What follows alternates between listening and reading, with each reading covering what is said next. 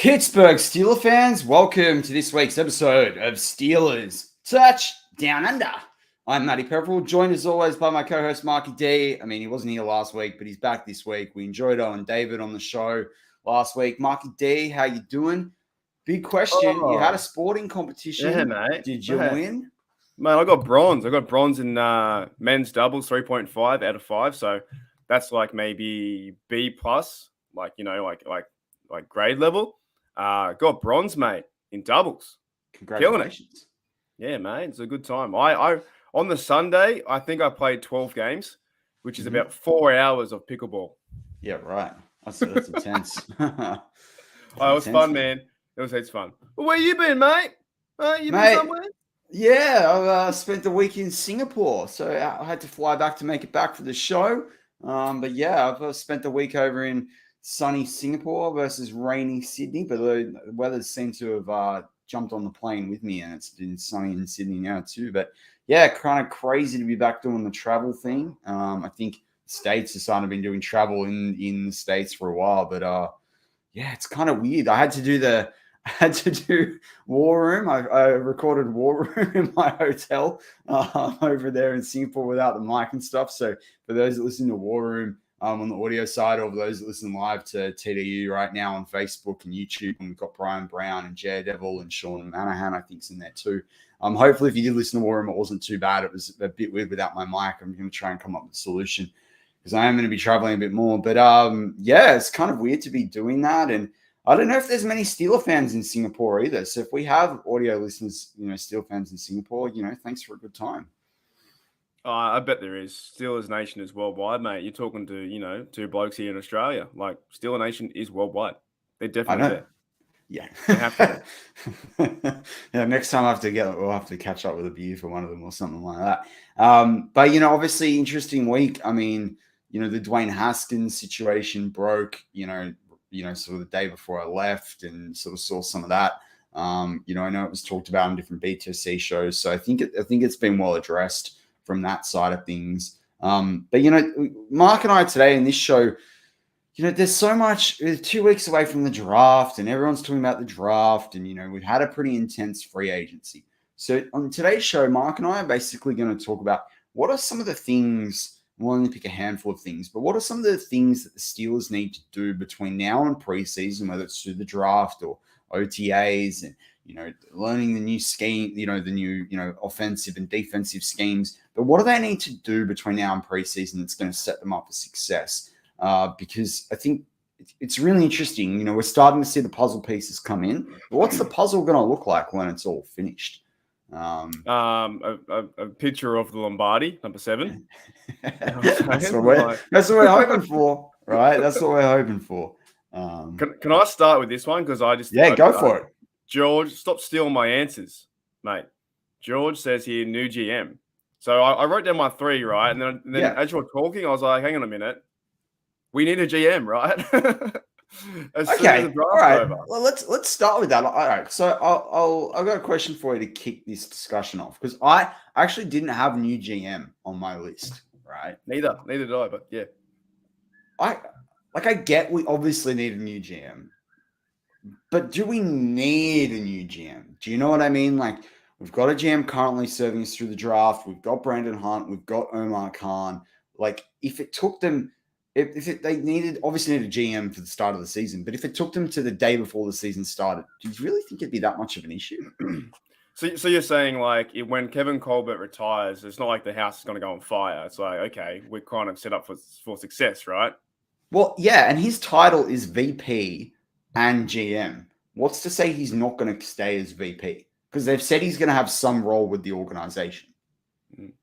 Now, I know traditionally the GM for the Steelers is the VP, but corporate America, things, titles change. But yeah, I guess I'm sort of saying the team is well set up if Kevin Colbert's not there.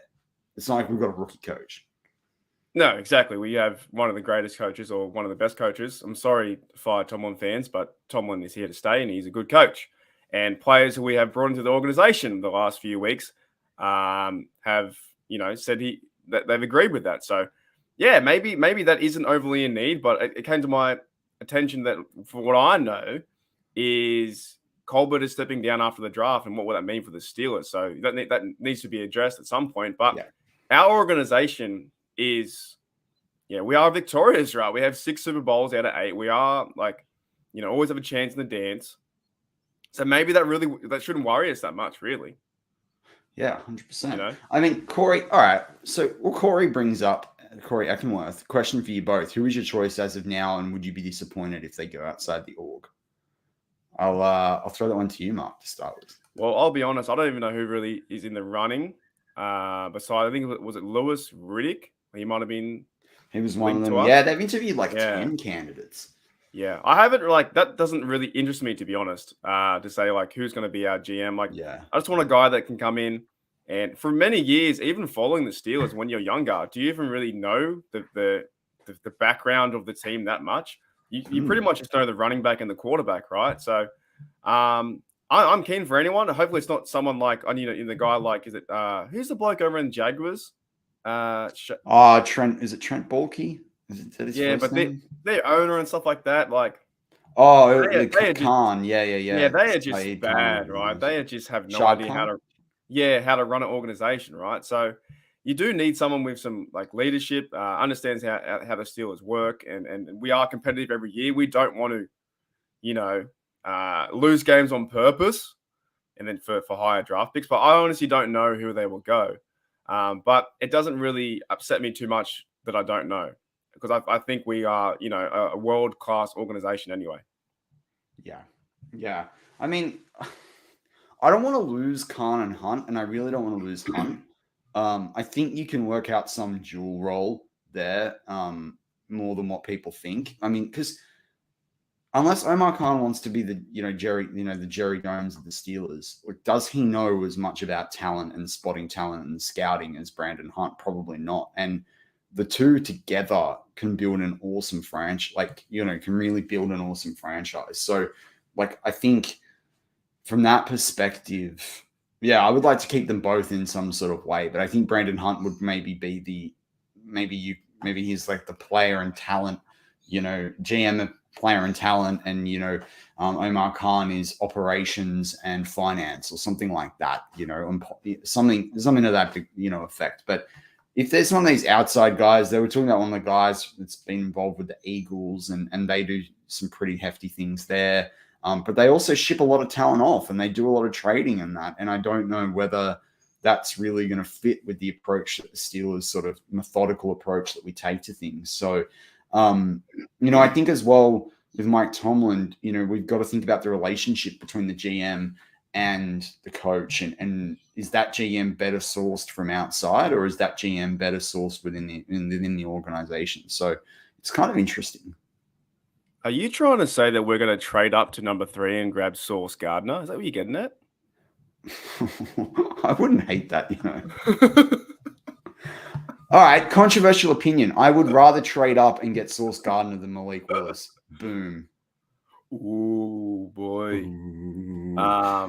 I just like his name, eh? And I wouldn't. And next one, I wouldn't pick Tyler Linderbaum until the 3rd round. Oh, jeez. That's the center from Iowa, right? Is it? Yeah. I don't rate him, but that's me. Anyway, well, what else did you have on your list? Well, okay. Firstly, if it's before the preseason, I think you need to get this established as Matty goes away for a second. I think you need to establish some idea. Yes, I do want quarterback competition, but I think you need some idea for who is going to be quarterback number 1.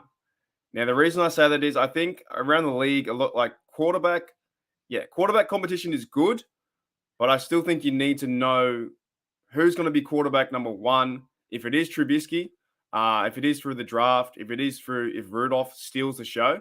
But I think you need quarterback number 1 to lead the team forward. Are you there, Matty? Are you gone away forever? Yeah, back. Sorry.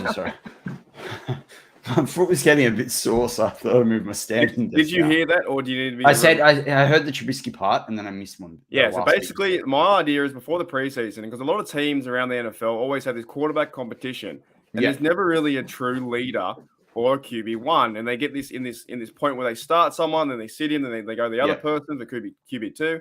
I think you need to know and say, okay, if it is Trubisky, which it probably will be, have the competition. Come on, it's got to be. Look at the money they're paying him.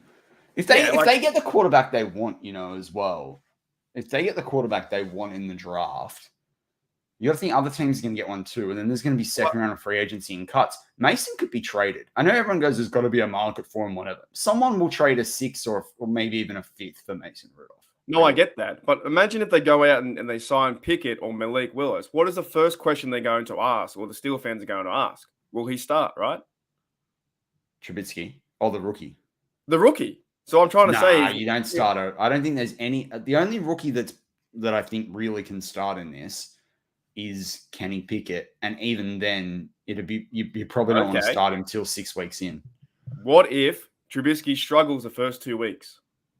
Are we going to be one of those teams that says, you have to sit Trubisky and start the rookie? Because that's what I'm getting at. Well, let's all learn from that. I think we all need to learn from the Akello Witherspoon experience, right? Look at last year. We sat there, we're like, he's never on the roster. It was a terrible trade. In the last 4 or 5 weeks of the season, I mean, Akello made massive plays. I mean, I just don't want to fall into that trap. So I don't want to fall into that trap where I think you need to understand, okay, you go through, say for instance, we do draft a quarterback in the draft, whoever it is, right? That's a third guy. You maybe bring in a veteran, 3 or 4 they like to run with. Still want the idea of you need to know who's going to be QB1. You have to give, like you said, give them a shot for six games. Because I don't want to fall trap into some of the teams and some of the fans that say, well, we got Trubisky and then he's nothing. Who's the next guy? I'm kind of sick of that, So you need to know who's QB1, and that's one of the biggest things I think for this team is to find out who QB1 is. Well, so I'm right now 2 or 3 hours into the 10-hour and a bit audio book with Mike Florio that was released in March called Playmakers, and it's all about it talks about everything in the NFL. It's quite a long book, right? Particularly for an audio book. And I'm through the quarterback section if people have started to read the book or know of the book. And in it, they talk about Mahomes and the way that Chiefs fans reacted, and the Chiefs players, and the franchise reacted to when they saw Mahomes in camp. And they were like, Mahomes did the incredible things all through his rookie year that he basically redshirted. We saw that every week at training. But, Andy Reid stuck to letting Alex Smith finish what he started, and he was really, really keen on not letting Mahomes get in there too early. Look at Mahomes now, right? So even if they draft, Kenny Pickett is a little bit older, right? But assuming they pick some sort of quarterback, if it's a Carson Strong or a Desmond Ridder or something like that, that's assuming they pick one. Every day goes by, I feel like less and less that they might actually pick one in the first 2 rounds because of where other teams are sitting as well. But if they do pick that person, just let them sit. It's not like quarterbacks are finishing their career at 32 anymore. They're finishing them at 36, 37, 38, 40, right? 50. Who knows with Brady at this point, right? So I think, how old was Johnny Unitas when he wrapped up? But anyway, the point being was I think you've got to let that person sit. And also you've got to, the thing about Trubisky as well, it's in the Steelers' best interest to let Trubisky do well. Because you can blood that rookie, right? You've got someone with a bit of playoff experience. You've got someone that can game manage with the defense. And even if your rookie turns out to be fire and that's who you want to go with next year, you've got Trubisky on a 2-year deal. You can trade the guy, right? That gives us more next year to go make this team better. So I think you've got to sit there and say Trubisky's a starter and provided he wins the job, hopefully he comes into training and he can pick the offense up. But my gut says he can. I think you're in a situation where, the Steelers have played this smart and they're not locked into Trubisky for 3 or 4 years, right? This is very friendly. So, I think you just sit there and you go, right, Trubisky's penciling number 1, and then we see what happens. Yeah, that's what I think I want to happen is over the, training camp. Sure, give them all a shot, whoever does come in the quarterback room, to quote unquote, to take or replace Haskins' spot at number 3. So whoever comes in there, they need competition, but at the same time, you need to have a true number 1 and then ride with that guy, ride with him for the 6 to 8 games. Don't say after 2 games, 3 games, put someone else in, because then it'll be a failure of a season, I think, if they keep changing quarterbacks over and over and over. Well, we're going to do the Browns thing. I don't want to do the Browns. I don't want to be the big jersey? Yeah, I don't want to be the Browns. At least you save money on jerseys, like saving about what $2,000. I mean, look, there's a lot of chat in the live chat about picking a quarterback. Like, obviously, an NFL franchise needs 4 quarterbacks, but when I'm going to bring up 2 points when we get to mine that I think, having a fantastic 4th-string quarterback is not going to win Pittsburgh Steelers the Super Bowl. If we're relying on the 4th-string quarterback, we got issues. Like, everyone's enamored with the quarterback position. Like, look what happened when Ben was out. We had Devlin Duck Hodges and Mason Rudolph. And the defense practically got us to the playoffs. Like, a 4th-string quarterback, it doesn't matter. We had Dobbs.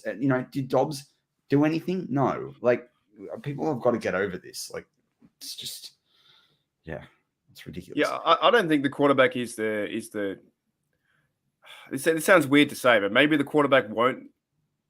I don't know. Maybe we just need a game manager like Trubisky.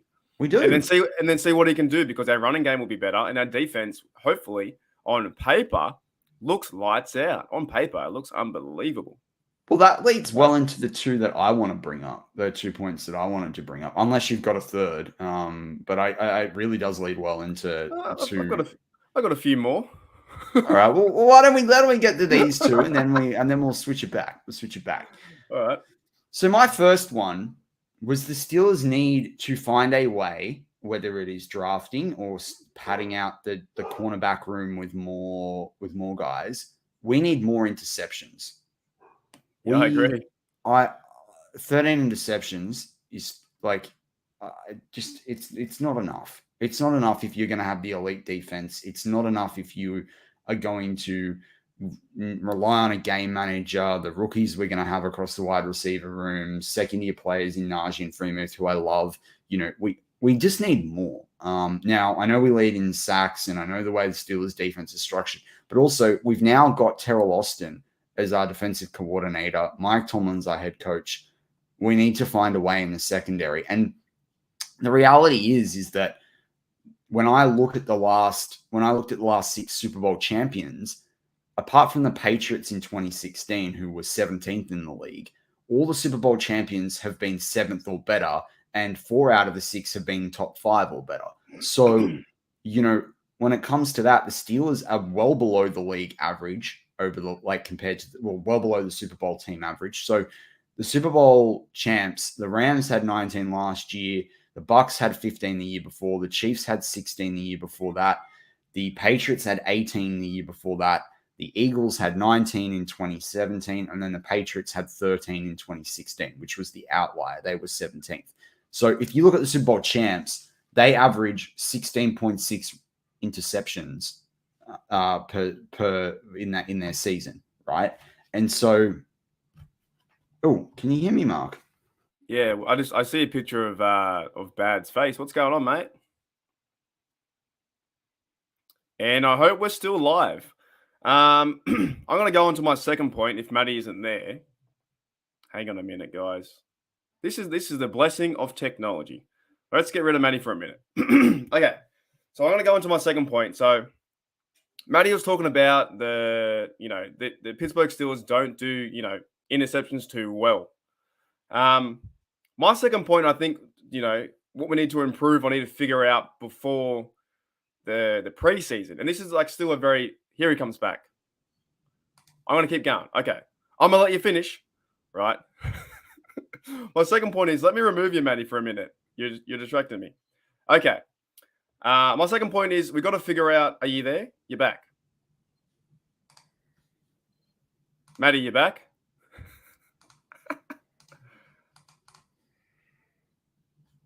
All right, I'm going to remove you. Okay, sorry guys my apologies 100%, because Matty is interrupting, trying to figure out his technology. My second point is, we've got to figure out what's going to happen with Tuitt. I did see an article a few days ago, he's still kind of is he unsure, will he come back? A few weeks ago, there was ideas that Tuitt will definitely come back to the Steelers, and there was, him talks with Kevin Colbert and stuff like that. My idea is, whatever is happening with Stephon Tuitt, I think the team needs to know. I think the team needs to know, the fans need to know. I think we need to overall, and maybe in the draft too, they might, draft someone to help replace him. And Bishop says it here too. Davis or Wyatt, because you don't know about Tua and the other guys are getting older. So my point is, I think you have to figure out, is Tua at 100% coming back to the Steelers? And Matty, are you back? I am. I'm so sorry about that. The whole screen shut down. Everything went like haywire. I'm like, what's happening? But what I was basically like alluding to there is like when you look at the interception rate, like so the Super Bowl champs have averaged 16.6. The Steelers have averaged over the same time period 14.6. We only had 13 last year. We had 20 back in 2019. You know, when you store the reason 20, that's the most we've had in the last 6 years, right? And you saw the difference that made when we did have a game manager in Mason Rudolph or Devlin Hodges, and they weren't even great game managers, right? So when I look at the interception rate, we need to improve it, right? And we had 18 in 2020. We only had 8 in 2018. We had 16 in 2017, 13 in 2016. But we don't have the franchise quarterback anymore at the moment, right? We may have them, or we may find them in the draft, and we may find them in Trubisky, but they're not going to be there in 2022, really. So for me, I just think interceptions are an absolutely key part that the Steelers need to unlock to improve this defense and improve the overall fortunes of the team. Well, they need to get more possessions. Yeah, it's even to the point that I think last year the turnover ratio was 2 or it was even. There was just, we're getting a lot of pressure on the quarterback, getting a lot of sacks, but we're not turning the ball over, not like we used to like years past. So, my apologies or our apologies for that, guys. You were like on, you're off. It was nuts.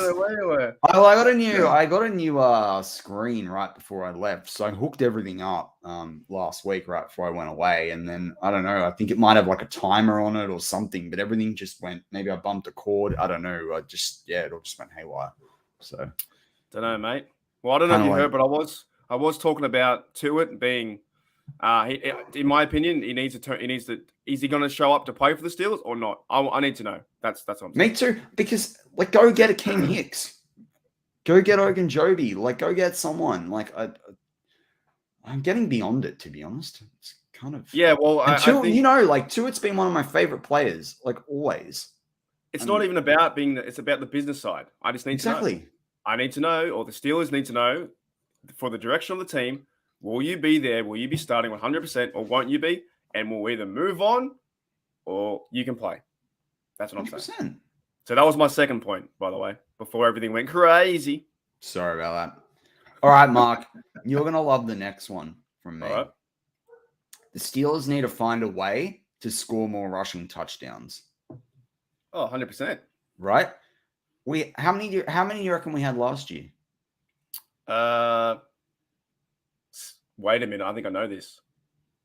7. We had 10. Oh, rats. But we were 28th in the league. Right? Oh, did Claypool score one or something on the end around? Yeah, I think Juju did one, didn't he? Freemuth did one. Yeah, okay. Freemuth did one. So we had Najee get 8 or 7? Yeah, Najee had 8, I think. Right. No, maybe you're right. Maybe you'd only have 7.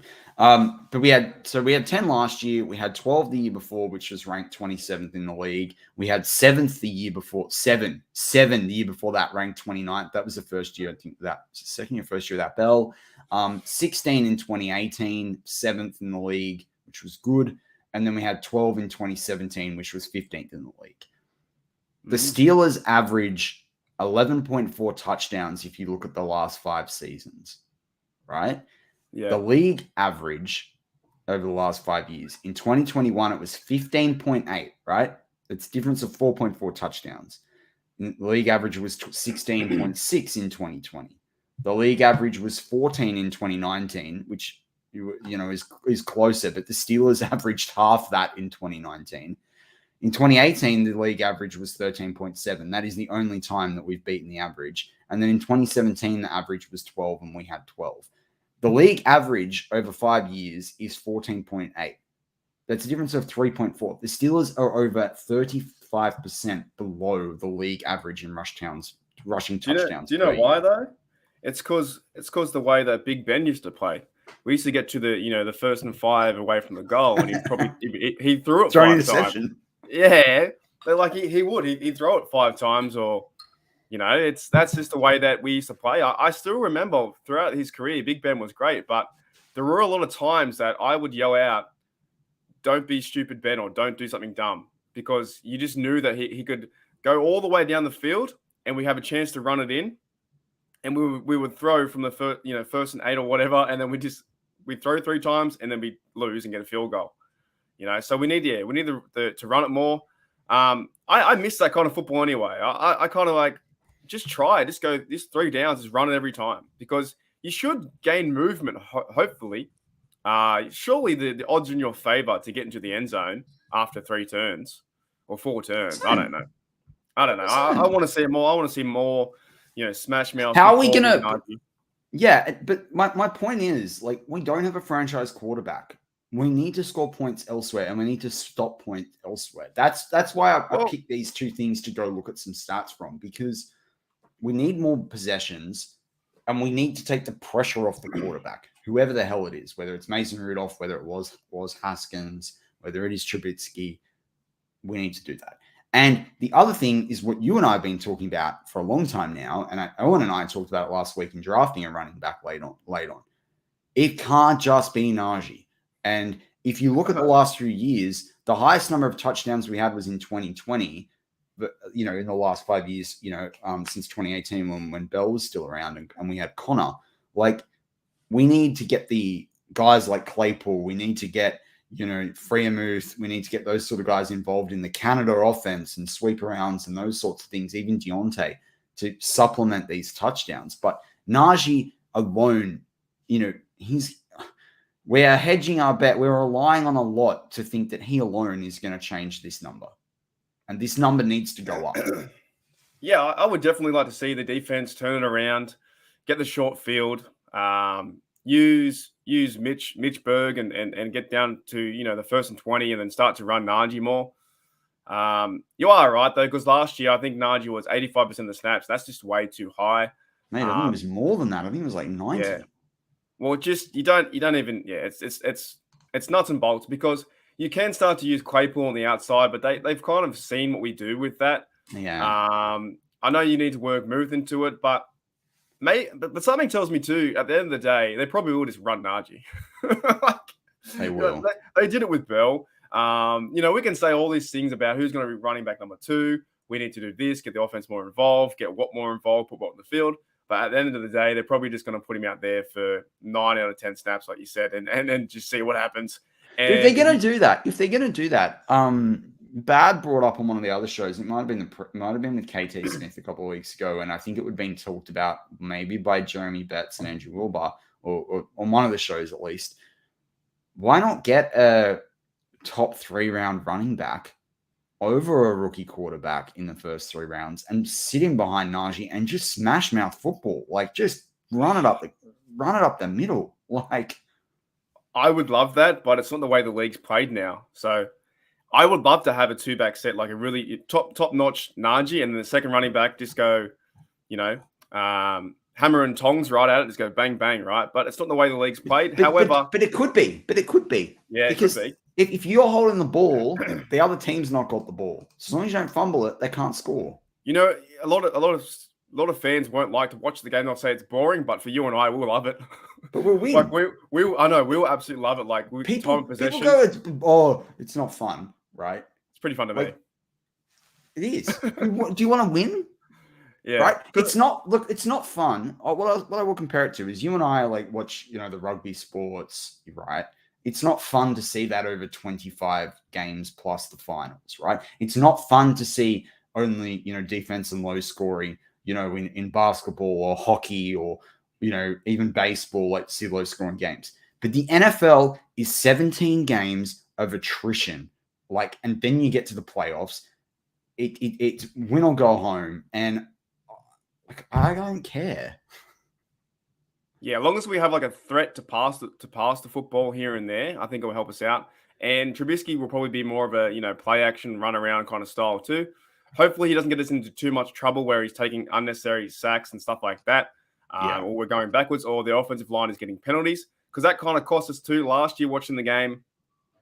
You could see it the minute that we did a false start or 1st and 15, that drive was over. We could not come back. The offense wasn't designed that way to go out and get 15 yards. It wasn't really designed to go out there and get 10 yards, let's be honest. It was, it was just kind of like hit and hope. And I think running Najee and then having another good second running back would be fantastic. It brings you back to, who was it back in the day? Rocky Blyer and Franco Harris, right? They put him in the old split set from the highlights I've seen, and you didn't know who was going to get the football. But the NFL isn't being played like that now because but like we had 10 touchdowns. Philadelphia had 25. New England had 24. The Cardinals with their passing game had 23. Tennessee obviously had 23. Like, it makes sense. Colts had 22. Like, Buffalo Bills 20. Like the top 10 in the league all had almost double our touchdown number. Yeah, definitely. Well, James Conner. Chargers had 18, and they've got Herbert.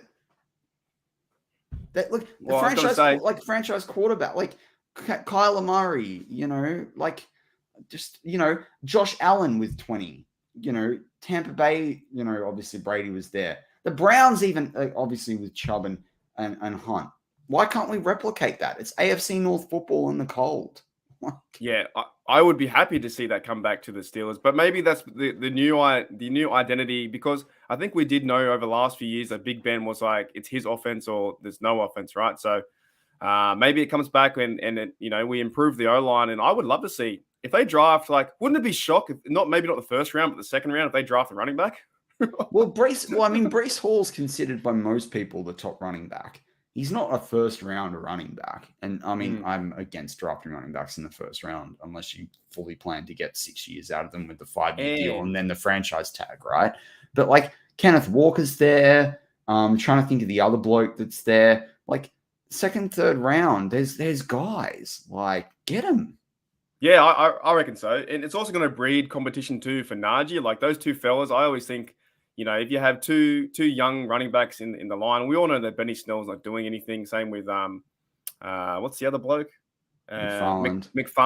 Trip over the feet, McFarland. Yeah, if you bring in another guy that can be the second running back to Najee, then that just breeds competition, in my opinion. And it's going to be hopefully fantastic to see them run the football, and then Mitchell Trubisky can pass from maybe 15 to 25 attempps, and that's it.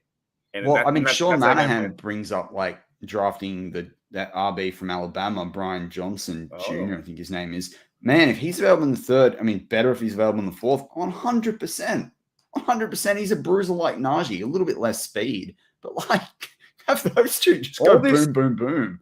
All this running back talk really makes me want to see them do it now. I don't even care what position. But imagine what you can do with the play action pass, which Trubisky is really good at, and Claypool go down the field with it, and Freiermuth, if you actually have a running threat. And everyone will, now the big piece, if you're sitting there listening, is and I know so many of my BTSC colleagues, our BTSC colleagues would bring this up, is what about the O-line?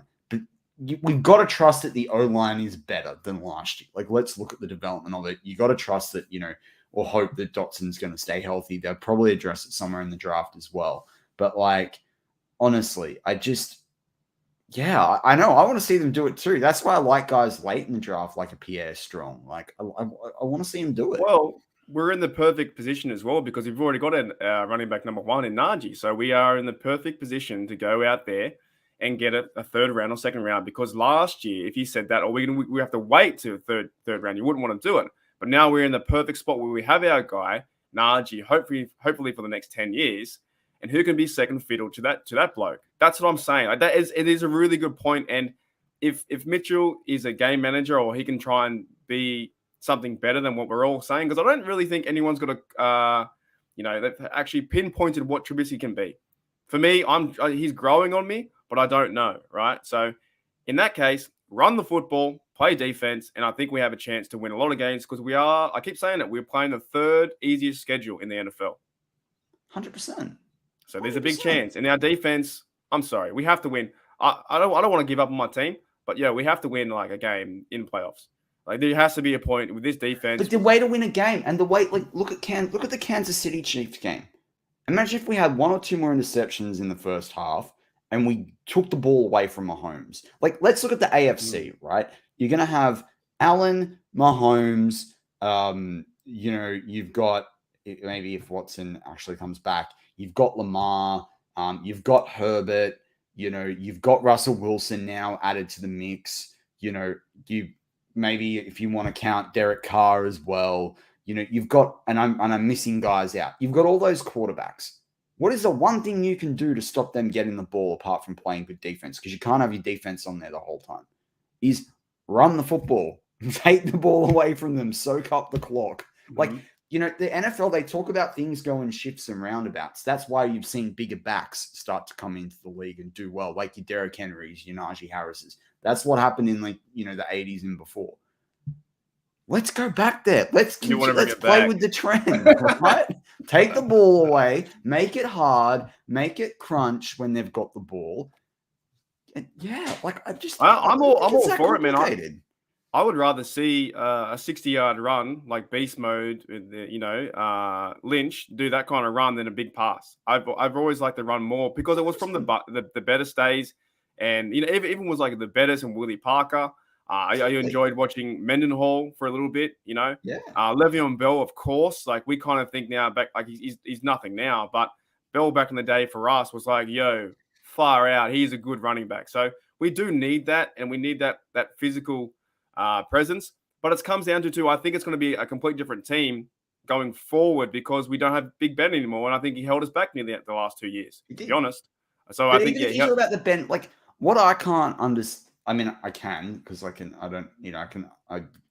only imagine what the ego of that franchise quarterback. I'm not saying Ben specifically. I'm saying the role that is, right, and winning over time. But like maybe Ben would have had maybe he might have won a few more games toward the end of his career. Maybe he might even still be playing this year. Maybe he might have not done that injury if the Steelers had, like, if we did have a better running game. Now, I'm not putting all that blame on Ben, no way. But look at the playoff games when we throw 500 yards. Look at the playoff games when Big Ben throws 50, has to throw 50 times. Didn't we win against the Browns in the wildcard playoff? No, we didn't. Did we win against the Chiefs? No, we didn't. Did we win against the Jaguars? No, we didn't. It's definitely it's definitely his ego for sure because you think about it, he was still playing. Ben's ego necessarily, but I'm just saying we have no running. We don't have a running offense that can do anything.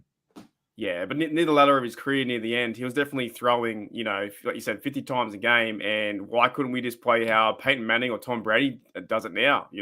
How they just hand off and play short passes. But Big Ben was playing to his ability of like 2016, 2015, and it just didn't happen near the end. So I think it's going to be really intriguing to watch.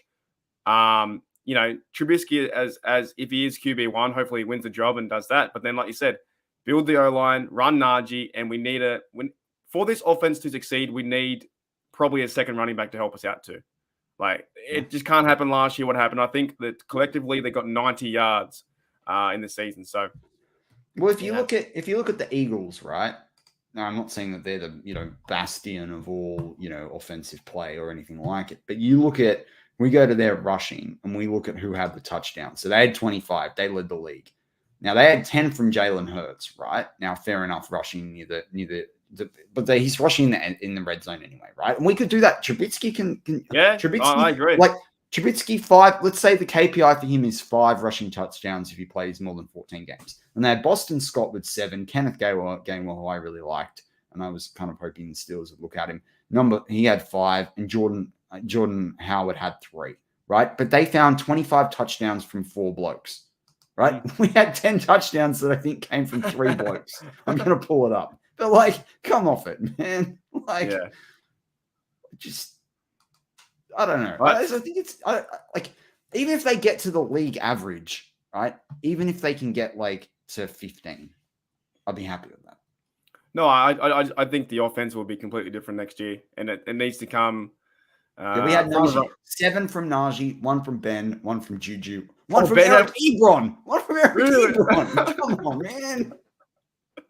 Did Ben have a rushing touchdown last year? Yeah, he did. Remember he had the sneak? When he did the first one, and then they caught it back ridiculously, and then they ran it a little bit, and then he had the sneak again. I wonder how Eric. So pretty much, really, in reality, we had 7 or 8 rushing touchdowns, not 10. Because we had 7 touchdowns from a back. Yes, that's pretty. That's poor, right? And all from the number 1 guy. Yeah, and 1 for Ebron, which he's probably at the door too, right? I'm not bringing him back. No. But still didn't even have 100 yards on the season. I said, mate, they've got 90. That's what I think I went over it a few weeks ago. They got, I think, 90 in between them. But we do have a super chat here from Snowman. So thanks, Snowman, mate, $5. This is bad. I just received my Dwayne Haskins jersey, and I started to cry. Rest in peace, Dwayne Haskins. Yeah, 100%. He's going to be throughout our thoughts throughout the season, and we'll go through the process as best we can. It's an honor. It's an honor now, Snowman, to have his jersey. It's an honor to have any jersey, really. Except AB, far out. Sorry, I've got AB one. I don't know what to do with. I don't know what to do with my AB. Someone will take his number. AB's number is not going to get retired, so you just get something. No, I'm talking about you can buy these. They have the ones you can now like iron over, or you can get stitched over the top. I'm just waiting for AB. Juju. Yeah, well, you got a Juju one, right? I've got AB. Like, do I keep it because it will be like, will we do something famous and make me money if I sell it, or is AB just gone? I don't know. No, like my Juju though, like is the jersey that was like my Christmas present that I got at the stadium in 2019. It's number 19. Like I'm keeping that thing. But if a player I like it has the name, then I'll get a new nameplate for it. A lot of fans did say goodbye to Juju, and I think you've even talked about it too. It's only 1 year, mate. He can come back. You never know. Hey, I stick by what I said this time last year. I reckon he will play another game for the Pittsburgh Steelers. Yeah. People on the Facebook and on his YouTube page like, oh, we miss you, good luck, but it's 1 year deal, and you never know, he might come back next year or the year after. I don't know. It's happened before. Oh, this guy! I got to bring up this chat just because he's got a sick name. Steeler Saiyan Jedi. I love Star Wars. I love Dragon Ball Z as a kid. This is a terrific name. I love this. This name is one of the best names. Like apart from someone's actual name, this is the best. YouTube alias I reckon I've seen in the Steeler live chat. This is terrific. And he's got what's up, guys? I'm really curious and excited about the coming season. I want to see how the offense stacks up against other North teams. Yeah, it's a good point. And I think we talked about that. We need to get back to running the football, and I think Trubisky will. To me, it's just going to be completely different. Hopefully it's going to be a refresher. Like, let's be real. I don't want to see any more 3 and outs. I want to see first downs and runs and moving the ball forward, because we know with Big Ben, he went out there and just tried to throw a 70-yard pass the first go, or like Reddy's first route, Juju slant. There he is, and there's like 3 defenders on him. I want to see something different. Well, I want to bring this up from Sean Manahan because I completely agree, right? Sean Manahan says, can we really trust Canada not to certain letter? So we're just going to say stuff the whole thing up anyway. This has sat in the back of my mind for quite a while, and I have talked about it or alluded to it in different shows. We keep talking about the Matt Canada offense.